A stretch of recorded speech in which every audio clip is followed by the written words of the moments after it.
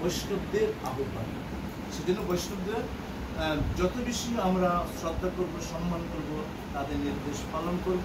যেটা আমি একটু আগে বলেছিলাম যে অম্বরীশ মহারাজ তিনি শশাবরা পৃথিবীর রাজা ছিলেন, কিন্তু তিনি যখন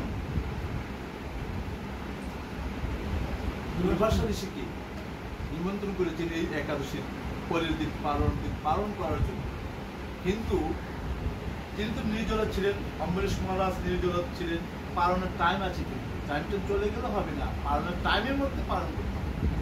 কিন্তু দুর্বাসা ঋষি যমুনাতে স্নান করতে গিয়েছেন, তিনি আসতে একটু সময় লাগছে, কিন্তু পালন যেহেতু করতে হবে, পালনের সময়টা চলে যাচ্ছে। অম্বরীশ মহারাজ তিনি কি করেছিলেন, তিনি একটু জল পান করেছিলেন, আর দুর্বাসা ঋষি তেলে বেগুনে জলে গিয়েছে।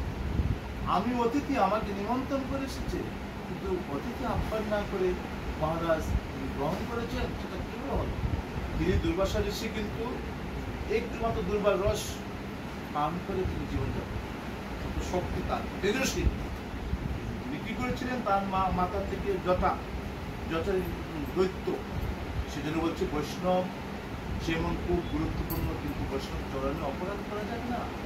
তিনি কি করছেন, একজন দৈত্য অম্বরীশ মহারাজকে প্রহার করার জন্য বিশাল বড় দৈত্য বানিয়েছে, কিন্তু ভগবানের যে চক্র, সুদর্শন চক্র দেখেছেন আপনারা, এই চক্র এই দৈত্যকে প্রহার করে এখন কার দিকে যাচ্ছে, দুর্বাসা ঋষি। কিন্তু সেই দুর্বাসা ঋষি তিনি কি করছেন, তার যুগে বলে এই যে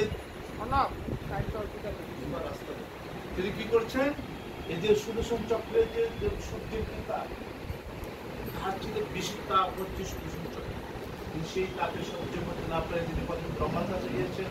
ব্রহ্ম বলছে আমাদের ক্ষমতা নেই চক্রকে ইয়ে করার জন্য, কিন্তু ব্রহ্মা শিবলিকে যাও, শিবলিকে গিয়েছেন, শিবজি বলছে আমার ক্ষমতা নাই, তুমি বৈকুণ্ঠ দাও, বৈকুণ্ঠ বিষ্ণুর কাছে, বিষ্ণু বলেছেন আমারও ক্ষমতা নাই, যে চক্র যদি আমার হাত থেকে চলে যায় আমার কথা শুনে না।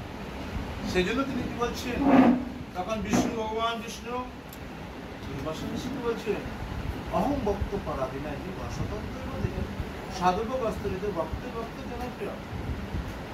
হ্যাঁ বিপ্র, আমি ভক্ত অধীন, আমি সর্বদা ভক্ত অধীন, আমার স্বতন্ত্রতা নেই, আমি ভক্ত অধীন। ভক্ত আমার হৃদয়ে বসবাস করে, আমি ভক্ত হৃদয়ে বসবাস করি।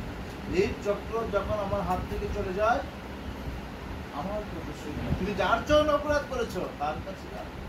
আর এই যে অম্বরীশ মহারাজ তিনি ভগবান বিষ্ণুর চরণ ধ্যান করছেন, যতক্ষণ দুর্বাসা ঋষি আসে নাই ততক্ষণ তিনি ভগবান চরণ ধ্যান করেছেন।